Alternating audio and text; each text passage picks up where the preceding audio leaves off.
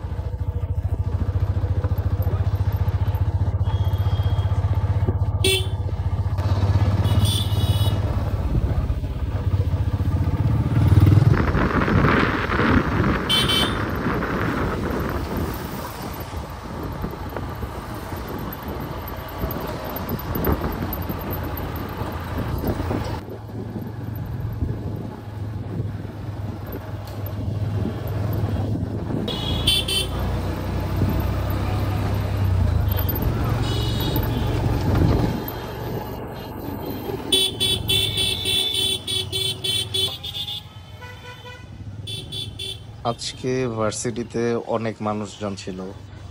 সবাই ঈদের ছুটিতে পরিবারের সাথে বের হয়েছে ঘুরতে। তো দেখি ভালো লাগতেছিল, সবাই পরিবারের সাথে সময় কাটাচ্ছে।